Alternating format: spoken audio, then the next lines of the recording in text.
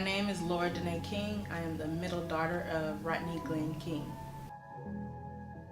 I was born in Mission Hills, California. Raised pretty much everywhere. I was born in the Valley, and then we moved to Montclair, California. And after the beating, we lived in actually South Central on 55th and Western. And then from there, we moved to Azusa for a little while, and then we moved to San Pedro, California. It does. We were there, believe it or not, every day, like every day. And I would know we were halfway home based off of the Coliseum, the little, the red, black, and white thing on the freeway. Like, okay, we halfway home. But every day we were in Pasadena and Altadena, every day. I was 6. Actually, I'm sorry, I was 7. Before the beating, he was a very active father. I see my dad a lot. Yeah, he was a great dad. Came to all events, open house, back to school night. Even when he wasn't supposed to come to the camps, he would come to camps. Yeah, he was a very active dad. I would have to say, from time to time, he would seem like he was in a lot of pain, kind of easily distracted, and I think that has to do with some of the brain trauma that he had and brain damage, and along with the cracked skull, I think it had a major effect on his, day-to-day just interactions. Believe it or not, we've never discussed, both my sisters and myself, we've never discussed the beating with my dad, ever.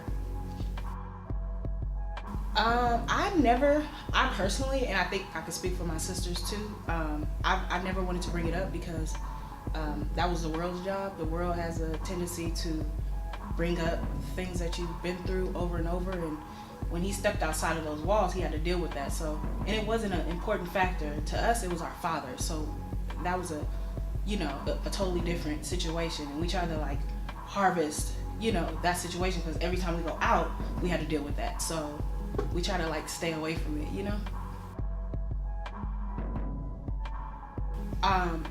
First, I would like to say that I believe that was one of my dad's, even though it didn't succeed financially.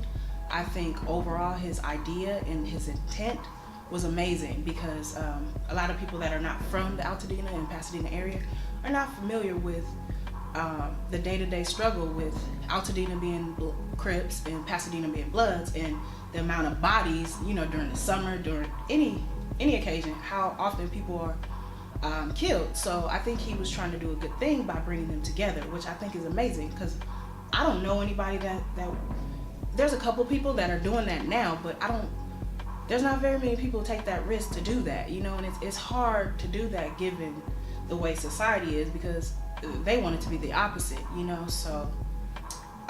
so what they were rapping about was basically what needs to be said, getting along, whether you're from here or there, we're all family. So I think that it was a major success, given that the resources that he had, and it's just unfortunate when you have people around you that don't have your best interest.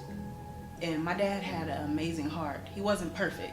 I would never claim that he was perfect, but he did have an amazing heart, and he gave a lot. He gave a lot for the city, both cities, families, college degrees, cars, and in return he got nothing. Even till his last days. So I would just say you just really have to be careful who you consider your friends, because even to this day I can honestly say that that close to none of his friends genuinely check on me or my sisters, but yeah, I see them in the limelight doing interviews, claiming that they're his friends, but none of them check on us. And to me, that means more than anything, even well-being, mental state of mind, nothing. So at the end of the day, you definitely have to watch who you keep around you, and just pay attention. It's crazy. It's a mixture of emotions.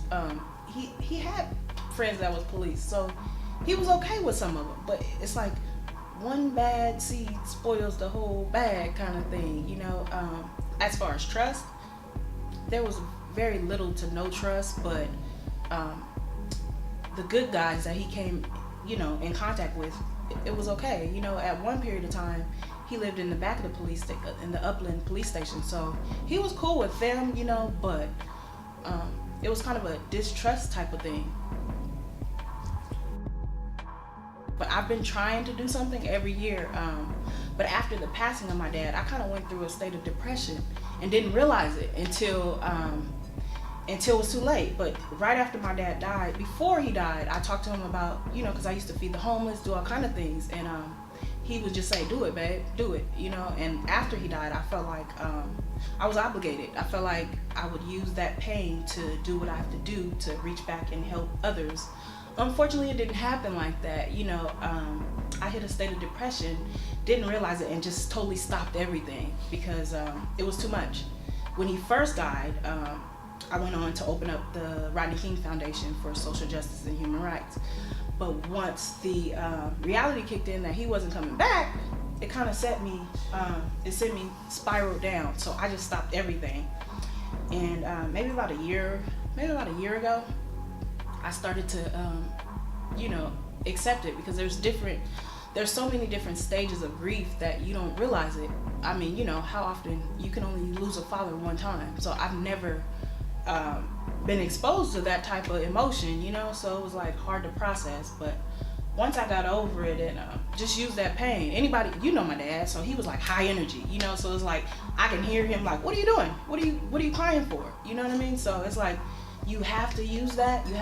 Otherwise you're gonna be numb for the rest of your life, and then other people are gonna suffer at the lack of your position in life. So pretty much a couple weeks ago, I actually met a group of people, the Florence and Normandy movement, and they invited me down for a booth, and I was like, sure. So we just kind of brainstormed and put this thing together. Like I just felt like the victims of the riots have never been acknowledged. No one ever brings them up. They just say, "Oh, the damage, da da da."